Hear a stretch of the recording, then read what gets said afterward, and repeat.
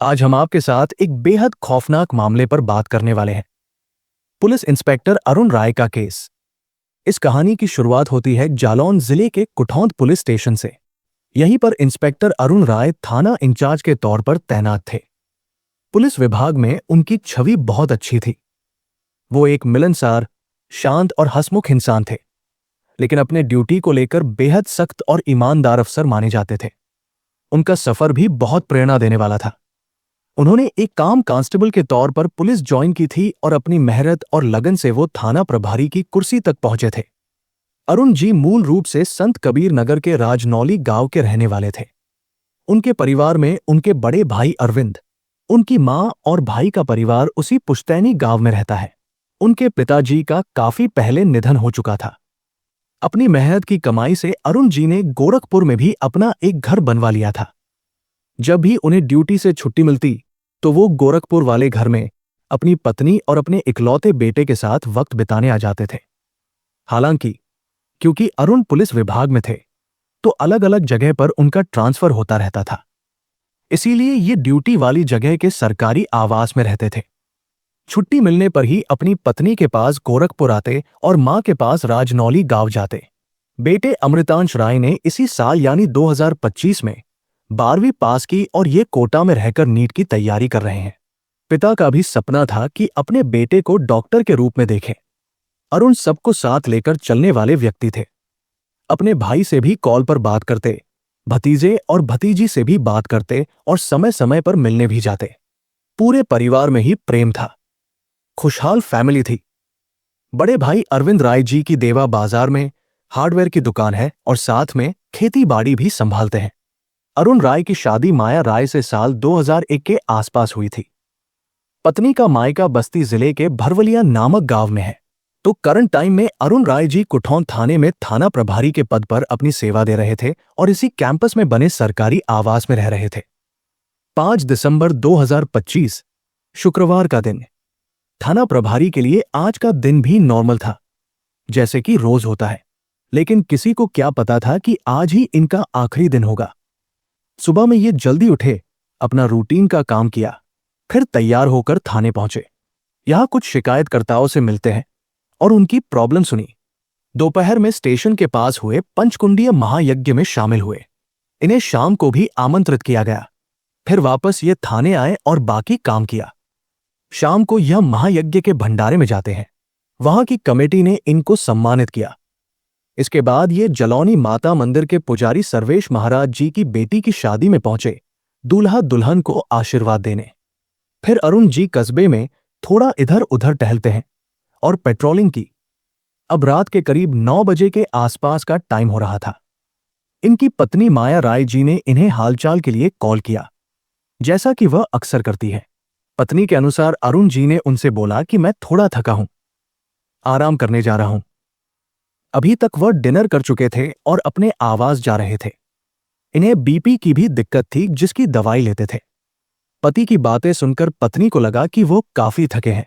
ये समझ गई और फोन रख दिया। वैसे आज अरुण जी ने थाने के सिपाहियों के साथ फ्लैग मार्च भी किया था। अब इनके क्वार्टर जाने के कुछ देर के बाद करीब 9:17 के आसपास एक जोर की आवाज पूरे पुलिस कैंपस में गूंज उठती है। आसपास के क्वार्टर्स में रह रहे दूसरे ऑफिसर्स, कांस्टेबल, पुलिस थाने में ड्यूटी कर रहे पुलिस स्टाफ सभी ने यह सुना। शोर होता है कि इंस्पेक्टर साहब ने स्वयं के साथ कुछ कर लिया है। भागे दौड़े स्टाफ के लोग उनके क्वार्टर पहुंचे। फ्लैट का दरवाजा खुला हुआ था, उनके रूम का भी खुला था। जब स्टाफ वहां पर गए तो देखा कि चारपाई पर मच्छरदानी के अंदर सर पड़े हुए हैं। आसपास लाल पदार्थ फैला हुआ है। उनके सीने पर पेट के पास उनकी सर्विस रिवॉल्वर रखी हुई है। लोग समझ गए कि हुआ क्या। सर में चोट का निशान था। वो सर के आर पार होकर दीवार पर जाकर लग गई थी। बिना देरी किए स्टाफ इनको उठाकर स्थानीय स्वास्थ्य केंद्र CHC ले गए। डॉक्टर ने इनको उरई के मेडिकल कॉलेज रेफर कर दिया। उधर पूरे शहर में इस खबर को लेकर शोर होता है। कुछ मीडिया के रिपोर्टर्स तक भी इसकी खबर पहुंच चुकी थी। लगभग 9:30 बजे के आसपास उधर गोरखपुर में रह रही पत्नी माया राय तक ये खबर गई कि जालौन के कुठौंद थाने के थाना प्रभारी ने ऐसा कुछ कर लिया है। पत्नी परेशान हो गई और कॉल लगाना शुरू कर दिया। अपने परिवार को भी कॉल करने लगी। 10 बजते बजते पुलिस की तरफ से भी कांटेक्ट करके कहा जाता है कि आप उरई हॉस्पिटल पहुंचिए, चोट लगी है। यह मामला काफी संवेदनशील था। जिले के डीएम, एएसपी भी हॉस्पिटल पहुंचते हैं। कई सारे और भी ऑफिसर, लोकल पॉलिटिशियन, रिपोर्टर्स का भी जमावड़ा होने लगा। रात के लगभग 11:15 बजे तक डॉक्टर्स ने जवाब दे दिया कि बचा नहीं पाए। हालांकि पुलिस ने इसकी सूचना परिवार को सीधे तौर पर नहीं दी, कहीं वह घबरा ना जाए। जब वह सुबह में 6 बजे के आसपास पहुंचे, तब देते हैं। पुलिस ने पोस्टमार्टम के लिए प्रक्रिया करनी शुरू कर दी। तब तक के लिए मोर्चरी में रखवा देते हैं। इधर रात में ही बिना देरी किए पुलिस की जांच शुरू हो जाती है। सभी अधिकारी उस क्वार्टर में पहुंचे जहां पर घटना हुई थी। फॉरेंसिक टीम को भी बुलाया गया घटना स्थल से एविडेंस जुटाने के लिए। अब पुलिस महकमे में ही ऐसा कुछ हुआ है, यह पूरे सिस्टम पर सवाल खड़े करने वाली घटना थी। कमरे से पुलिस को अरुण जी का सर्विस वाला हथियार, जिससे कथित तौर पर घटना को अंजाम दिया गया था, बरामद हुआ। साथ में 3 सिम कार्ड्स और मोबाइल फोन मिले। मीडिया के अनुसार पुलिस को यहां से एक पत्र भी मिला। साइंटिफिक तरीके से सब कुछ एग्जामिन किया जा रहा था कि किस दिशा में कैसे क्या हुआ होगा। गोली का एंगल क्या था? ये राइट से लेफ्ट की तरफ चली थी और दीवार में लगी। इतना तो साफ हो गया कि बिल्कुल पास से चली थी। जैसा मामला यह पुलिस को लग रहा था, इतना भी सरल नहीं है।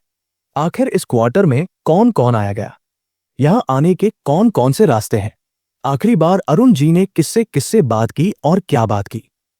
किससे संपर्क में थे? हर एक एंगल पर पुलिस जांच करने में जुट गई। क्वार्टर के आसपास कई सीसीटीवी कैमरे भी लगे हुए थे। सब कुछ अरुण जी के क्वार्टर जाने के बाद हुआ था। उसी हिसाब से फुटेज चेक किए जाने लगे। जो स्टाफ पहली बार आए थे, उनसे भी बात की गई कि आपने क्या क्या देखा था। उनके अनुसार अरुण बिस्तर पर मच्छरदानी के अंदर पड़े थे। उनके पेट पर उनका सर्विस वाला हथियार रखा था।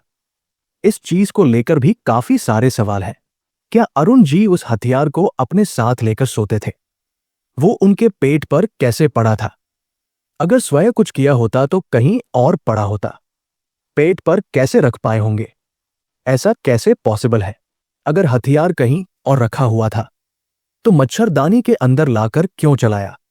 घर के दरवाजे भी खुले हुए थे। ऊपर से ये ठंड का टाइम है, लोग दरवाजे पहले ही बंद कर लेते हैं। लोग जैकेट, कोट, स्वेटर भी पहन रहे थे। दरवाजा क्यों खुला था? ठंडी हवा आती। बहुत सारे सवाल घर वाले खड़े करने लगे और ये मीडिया में चलने लगा। अगली सुबह 6 दिसंबर को डॉक्टर्स के पैनल द्वारा पोस्टमार्टम किया जाता है। इसकी वीडियोग्राफी भी कराई गई। अरुण का पूरा परिवार भी यहां पर पहुंच चुका था। वो काफी रो रहे थे, बिलख रहे थे। भतीजे प्रशांत राय ने बताया कि चाचा की 1998 में पहली बार पुलिस लाइन में भर्ती हुई थी। इनकी कांस्टेबल की पोस्ट पर नियुक्ति हुई। चाचा ने मेहनत और ईमानदारी से विभाग में नाम कमाया। 2012 के आसपास इन्होंने विभागीय एग्जाम दिया और सब इंस्पेक्टर बने, यानी दरोगा। 2023 में इनके काम को देखकर प्रमोशन हुआ और ये इंस्पेक्टर बन गए। इंस्पेक्टर बनने के बाद इनकी पहली पोस्टिंग महाराजगंज में होती है। 2024 में लोकसभा इलेक्शन के समय इनकी पोस्टिंग जालौन में हुई। इन्हें मीडिया सेल की जिम्मेदारी सौंपी गई थी। जिले के मीडिया प्रभारी बने। फिर 5 जुलाई 2024 को थाना प्रभारी के रूप में पहली पोस्टिंग कोच कोतवाली में होती है। वैसे इस कोतवाली में एक कांस्टेबल का जलवा था, दबंग कांस्टेबल, जिसके बारे में आपको आगे बताएंगे। तो अरुण कोच में लगभग 7-8 महीने रहे। इसके बाद इनकी पोस्टिंग 22 फरवरी 2025 को उरई थाने में हुई। यह 6-6.5 महीने रहे होंगे। फिर इन्हें 21 अगस्त 2025 को कुठौन थाने का कार्यभार सौंपा गया। यह प्रभारी निरीक्षक के पद पर तैनात थे। अरुण जी अपने विभाग में काफी जिम्मेदार ऑफिसर माने जाते थे। लोगों से घुल मिलकर रहते थे। लगभग 10 साल पहले अपनी मेहनत से इन्होंने गोरखपुर में जमीन लेकर मकान बनाया।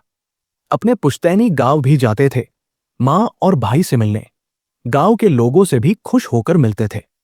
पूरे गांव में घूमते, लोगों के घर पर भी जाते, भले ही इतने बड़े पद पर हो, लेकिन कभी भी इसका रौब किसी को नहीं दिखाया। अब इस तरह का आदमी स्वयं के साथ इतनी बड़ी चीज नहीं कर सकता। जरूर इसके पीछे किसी की साजिश हो सकती है, ऐसा परिवार का कहना था। इनका काम भी उसी तरह का था कि दुश्मन बनते रहते हैं, लेकिन कभी किसी के साथ दुश्मनी की बात सामने आई नहीं। परिवार के अंदर भी कभी कोई विवाद नहीं हुआ। मीडिया के अनुसार और भाई अरविंद ने जैसा बताया कि नवंबर में अरुण ने 3 दिन की छुट्टी ली थी और अपने घर गोरखपुर आए थे। 11 नवंबर को गोरखपुर में रहे। वहां से कॉल करके बड़े भाई से बात की और हालचाल पूछा। डायबिटीज की जांच के लिए भाई को अपने पास भी बुलाया, लेकिन अरविंद जी जा नहीं पाए। फिर 12 नवंबर को अरुण स्वयं अपने पुश्तैनी गांव आए। पूरा दिन यही रहे। किसी बात की कोई चिंता नहीं थी। सबसे मिले जुले और हंसी मजाक किया। फिर शाम को वापस गोरखपुर लौट गए। ये बात भी सामने आई कि पुश्तैनी गांव विजिट करने के दौरान अरुण ने अपने बड़े भाई अरविंद, फैमिली मेंबर शिवम राय, अपने जानकार रमाशंकर पांडे और बबलू पांडे, इन लोगों से कुल मिलाकर 5 लाख रुपए उधार लिए। हालांकि इन्होंने क्यों मांगा, किस लिए मांगा, काम क्या था, इसका कोई भी रीजन किसी को नहीं बताया। बस पैसे लेकर चले गए। इससे सवाल उठता है कि क्या अरुण जी को पैसों की तंगी थी? लेकिन चाचा जी दिनेश राय के अनुसार इस समय भतीजे अरुण के पास किसी भी चीज की कमी नहीं थी। यहां गांव में मकान है। गोरखपुर में 2-2 कोठियां बना रखी हैं। अच्छी खासी नौकरी है। ठीक ठाक पैसे कमाते हैं। बड़े भाई का बिजनेस है। हार्डवेयर की दुकान है जो अच्छी चलती है। खेती बाड़ी भी है। आखिर किस बात की टेंशन होगी? एक और चीज भी पता चली कि अरुण अपने परिवार को पिछले 3 महीने से अपनी सैलरी से एक भी पैसा भेज नहीं रहे थे। उधर पुलिस की टीमें सीसीटीवी और अरुण के कॉल डिटेल्स की जांच में लगी हुई थी।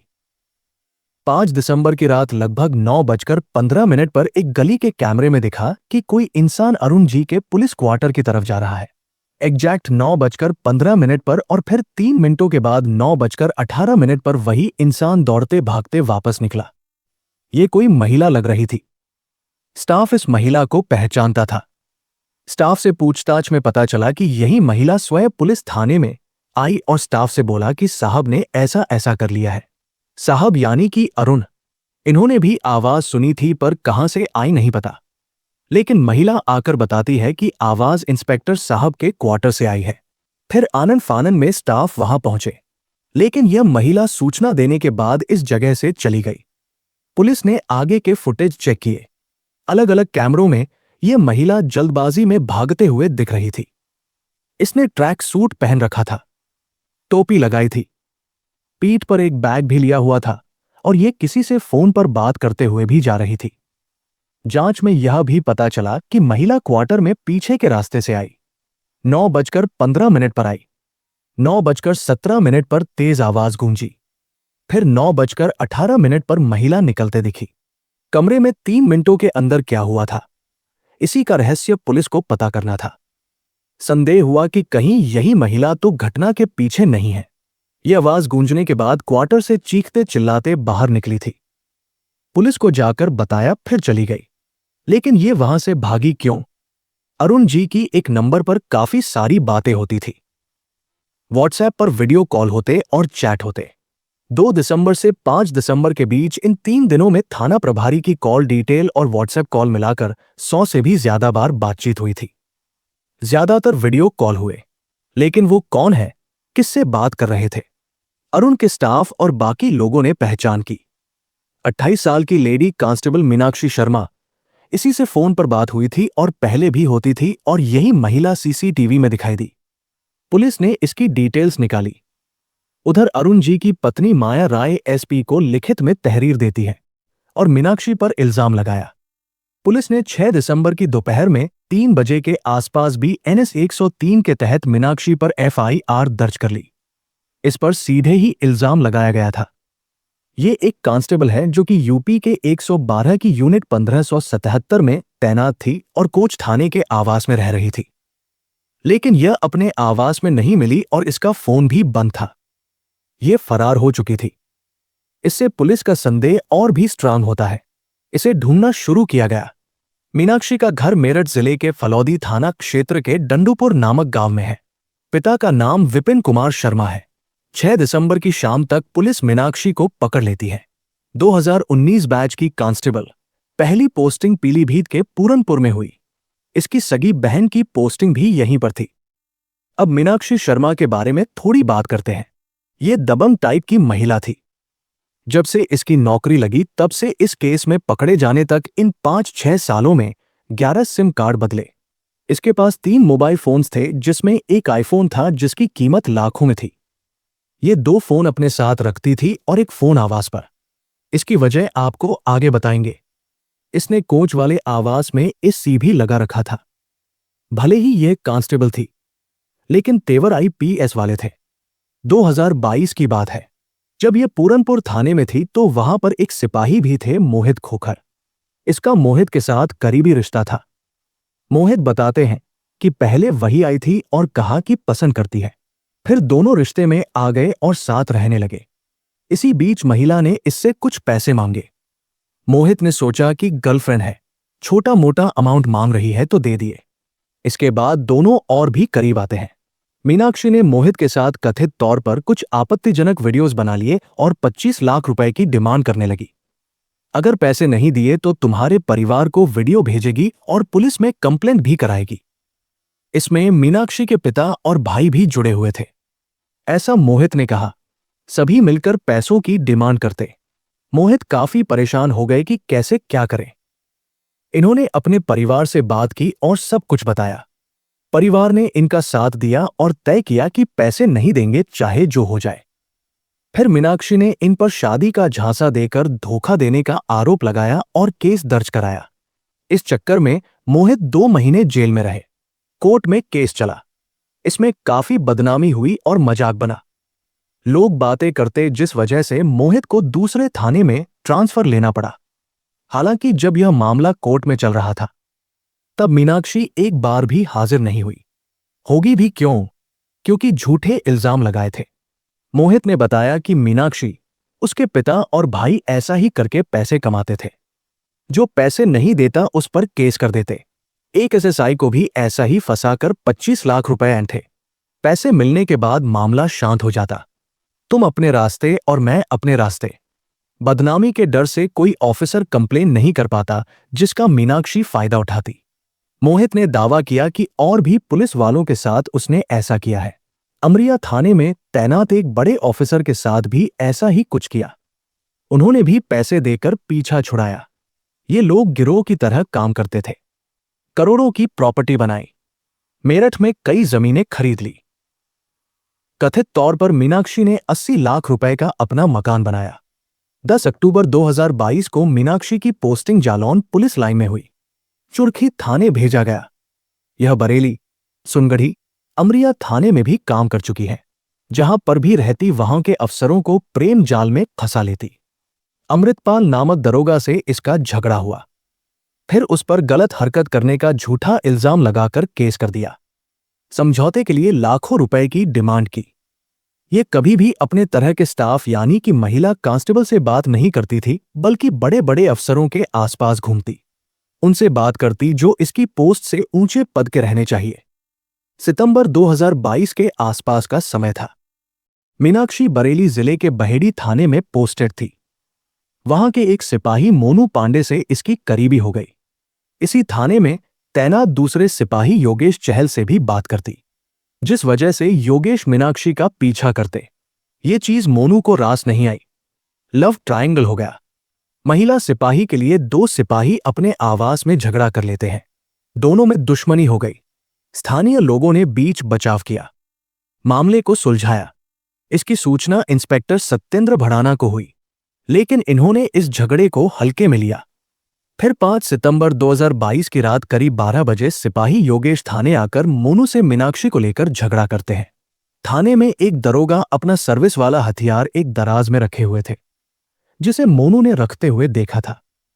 गुस्से में मोनू वही हथियार बाहर निकालता है और 2 बार चलाता है। खुशकिस्मती से किसी को कुछ हुआ नहीं। बाकी स्टाफ ने मामला शांत कराया। इसकी सूचना भी इंस्पेक्टर सत्येंद्र भड़ाना को दी जाती है, पर इन्होंने अपने सीनियर्स को कुछ नहीं बताया। मामला दबाने की कोशिश की, लेकिन कहीं से खबर लीक हुई और सीधे एसपी तक पहुंच गई। एसपी ने अपना ऑफिसर भेजकर मामले की जांच कराई। फिर 2 इंस्पेक्टर सत्येंद्र भड़ाना, अनिल कुमार और 3 सिपाही मोनू, योगेश और मनोज, मतलब एक लेडी कांस्टेबल के चक्कर में 5 पुलिस वाले सस्पेंड हो गए। मीनाक्षी की रिपोर्ट भी तैयार करके ऊपर के ऑफिसर तक भेजी गई, जिसके बाद इसका ट्रांसफर जालौन जिले में हो जाता है। यहां भी अलग अलग थानों में दरोगा, इंस्पेक्टर रैंक वाले अफसरों के करीब गई। मीनाक्षी के मोबाइल में पुलिस को ऐसे नंबर मिलते हैं जो दूसरे पुलिस वालों के थे। इसमें कोंच, उरई, नदीगांव, कुठौंद थाने के ऑफिसर्स थे। जब अरुण के साथ घटना हुई तब मीनाक्षी 10 से 12 पुलिस वालों के संपर्क में थी। उस तरह का संपर्क जो कि दोस्ती के ऊपर का होता है। 14 मार्च 2024 को मीनाक्षी की पोस्टिंग कोच थाने में हुई, जहां 5 जुलाई 2024 को अरुण राय जी थाना प्रभारी के रूप में आए। मीनाक्षी अब तक दबंग हो चुकी थी। थाने में बिना वर्दी के घूमती, कोई कुछ नहीं बोल सकता था। जब मन तब ड्यूटी करती, छुट्टी पर होती और महंगे महंगे कपड़े पहनती। इसे कब ड्यूटी करनी है, कब आराम करना है, ड्यूटी कहां पर होनी चाहिए, सब कुछ इसकी मर्जी से चल रहा था। मतलब इसके ऊपर कुछ ऐसे पुलिस अधिकारियों का हाथ था जो पुलिस स्टेशन चलाने में अहम भूमिका निभाते हैं। कोच थाने में ड्यूटी करने के दौरान ही अरुण राय और मीनाक्षी करीब आए, ऐसी मीडिया में बातें हैं। मीडिया के अनुसार मीनाक्षी की तैनाती 112 व्हीकल में हुई, जिस वजह से इसको हमेशा ट्रैवल करना पड़ता और वर्दी पहननी पड़ती। अपने महंगे कपड़े नहीं पहन पा रही थी। फिर कथित तौर पर अरुण जी ने अपनी पावर का इस्तेमाल करके मीनाक्षी को वापस बुला लिया थाने में, लेकिन फिर इनका भी ट्रांसफर हो गया। पहले उरई फिर कुठौंद। अप्रैल 2025 में मीनाक्षी की फिर से 112 में ड्यूटी लगी, यूनिट 1577। इसके बावजूद भी यह कोंच के सरकारी आवास में रहते हुए ड्यूटी करती, जहां भी अरुण का ट्रांसफर होता था। मीनाक्षी इनसे मिलने जाती। इनके पुराने कॉल डिटेल्स, वीडियो चैट का रिकॉर्ड, व्हाट्सएप चैट सब कुछ पुलिस निकालती है। मीनाक्षी के पास से 3 मोबाइल फोन्स और 4 सिम मिले। अरुण के पास से 3 सिम मिले। मीडिया के अनुसार जब भी मीनाक्षी आपत्तिजनक वीडियोस बनाती थी तो उसको फोन में ट्रांसफर कर लेती, उस वाले फोन में जो कि घर पर रखती ताकि उसमें सेफ रहे, क्योंकि जो फोन अपने साथ लेकर घूमती थी उसका डर रहता था कि कहीं खो ना जाए। घर वाले फोन में चीजें सेफ रहेंगी। मीनाक्षी के पास अरुण जी के भी कुछ ऐसे वीडियोस थे जिनके बाहर आने पर उनकी बदनामी होती। यह भी सामने आया कि 8 फरवरी 2026 को मीनाक्षी की शादी थी। उसी के खर्चे के लिए अरुण से 25 लाख रुपए की डिमांड कर रही थी। साथ में शादी में खरीदे जाने वाले सामान की भी लिस्ट बनाकर अरुण को दी कि यह सारे सामान लाकर दो। अरुण काफी परेशान थे। मीनाक्षी ने कथित तौर पर अफेयर की बात को स्वीकार किया, पर यह पैसों के लिए परेशान कर रही थी, इससे इनकार कर दिया। और इसने यह भी कहा कि जब यह 5 दिसंबर की रात 9 बजे अरुण के क्वार्टर में पहुंची तो वो पहले से वहां पर लथपथ पड़े हुए थे, जिसके बाद ये तुरंत चीख कर बाहर निकली। लेकिन सीसीटीवी तो कुछ और ही बता रहे थे। ये पहले गई, फिर जोर की आवाज आई, फिर यह चीखते हुए भागी और ये किससे फोन पर बात करते हुए भाग रही थी। उधर परिवार के लोग, अरुण के भाई, सबका कहना है कि अरुण परेशान थे, लेकिन कभी उन्होंने बताया नहीं, डिस्कस नहीं किया। ऊपर से वो जब 20-25 साल की एज में किसी प्यार व्यार के चक्कर में नहीं पड़े तो अब तो जिम्मेदार आदमी हो गए हैं, शादी हो गई, बच्चा है, फिर ये ऐसा काम क्यों करेंगे। मीनाक्षी की हिस्ट्री देखनी चाहिए कि यह क्या करती थी। मीनाक्षी का पहले से ही प्रेम जाल में दूसरों को फंसाकर लूटने का रिकॉर्ड है। कभी वीडियो बनाकर वसूलती थी तो कभी झूठे केस करके। कुछ करीबी स्टाफ के लोग बताते हैं कि अरुण जी पिछले 2-3 दिन से काफी परेशान और चिंतित लग रहे थे। पुलिस को भी व्हाट्सएप और सीडीआर में 100 से ज्यादा कॉल रिकॉर्ड मिले। अधिकतम वीडियो कॉल जो कि मीनाक्षी को किए गए थे या फिर उसकी तरफ से आए थे। साथ काम करने वालों के अनुसार पिछले 1 महीने से दोनों के रिश्तों में खटास चल रही थी। पिछली बार दोनों एक साथ छुट्टी लेकर गए थे, कानपुर तक साथ गए, फिर वहां से मीनाक्षी मेरठ निकल गई अपने घर। लेकिन छुट्टी खत्म होने के बाद वापस आते हुए फिर से दोनों कानपुर में मिले और साथ आ रहे थे, पर दोनों में दोबारा बहस हुई। बात इतनी बढ़ी कि मीनाक्षी इनसे हाथापाई करती है, साथ में पिटाई करते हुए इनका वीडियो बना लिया। इसके चलते अरुण इसे कोच से 3 किलोमीटर पहले ही छोड़ देते हैं। इस घटना के बाद रिश्ते काफी खराब हो गए। यही वीडियो लेकर मीनाक्षी कहती कि तुम्हारे परिवार और दोस्तों को भेज देगी, तुम्हारी बदनामी होगी। इस केस में 2 थ्योरीज बताई जा रही है।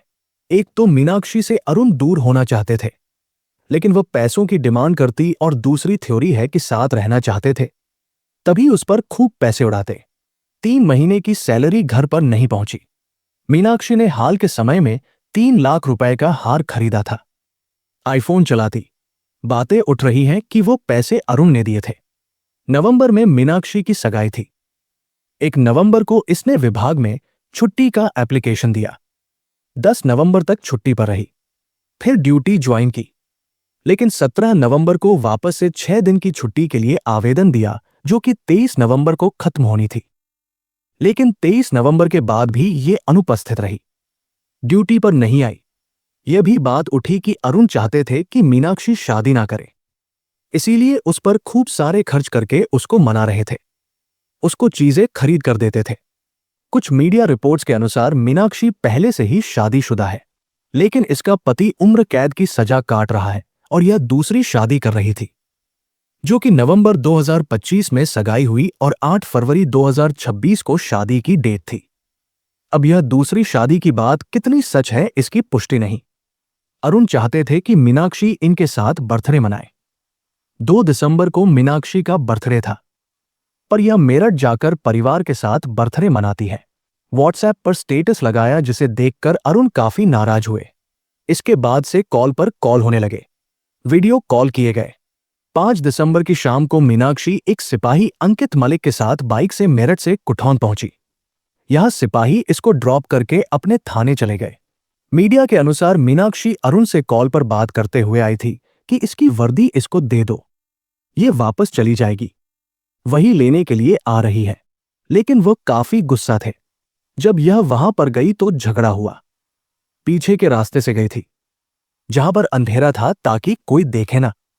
अरुण ने दरवाजा बंद कर लिया, लेकिन मीनाक्षी दरवाजे पर पैर से ठोकर देती है, जिससे दरवाजा खुल गया। फिर दोनों में काफी बहस होती है।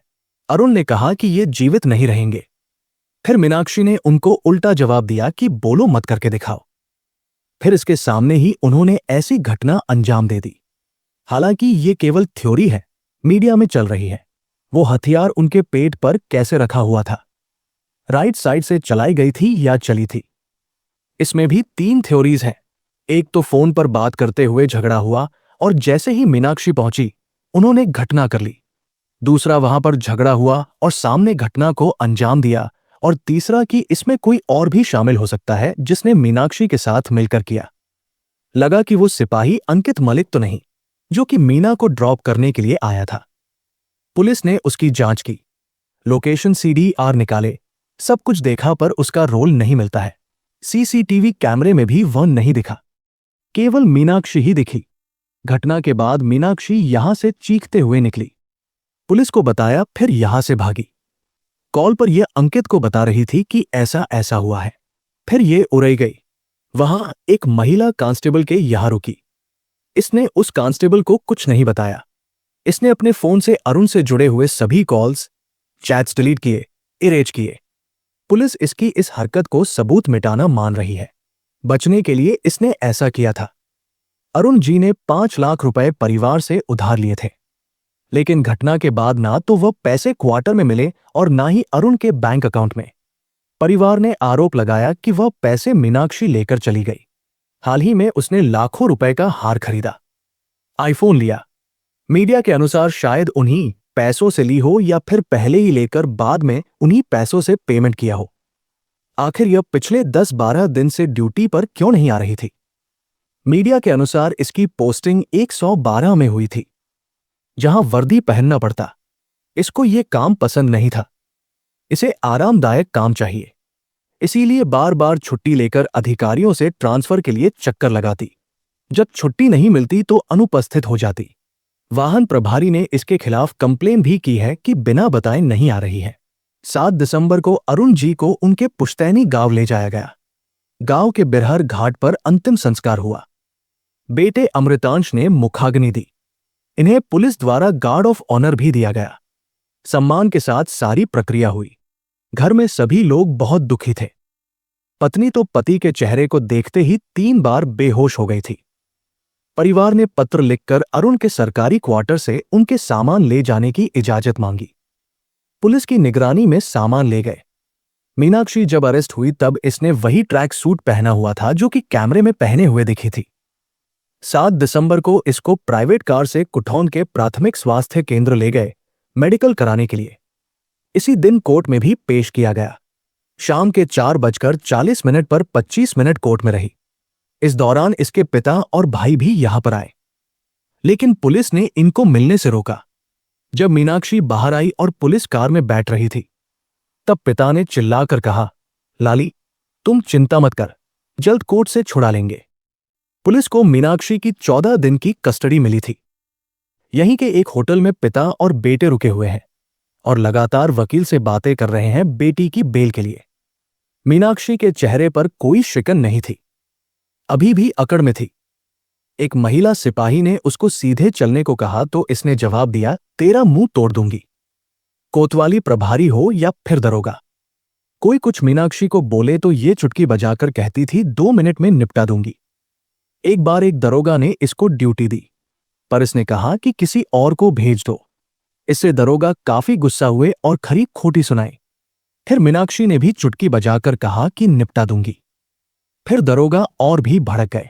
आगे मीनाक्षी दरोगा के खिलाफ बड़े अधिकारियों से शिकायत कर देती है। जितने भी ऑफिसर्स इसके शिकार हुए थे, वह भी कड़ी कार्रवाई की मांग कर रहे हैं। इसकी प्रॉपर्टी की भी जांच होनी चाहिए। 8 दिसंबर को एसपी के निर्देश पर 5 मेंबर की एसआईटी बनाई गई जो इस केस की जांच करेगी। 9 दिसंबर की सुबह 11 बजे मीनाक्षी के पिता और भाई जेल में इससे मिलने के लिए पहुंचे। 20 मिनट तक इससे बात की, इसको रोजमर्रा के जरूरी सामान दिए। अरुण का परिवार भी कड़ी कार्यवाही की मांग कर रहा है। अगर आपको हमारी ये मेहनत पसंद आई हो तो वीडियो को लाइक जरूर करें और इसे अपने दोस्तों के साथ शेयर भी करें।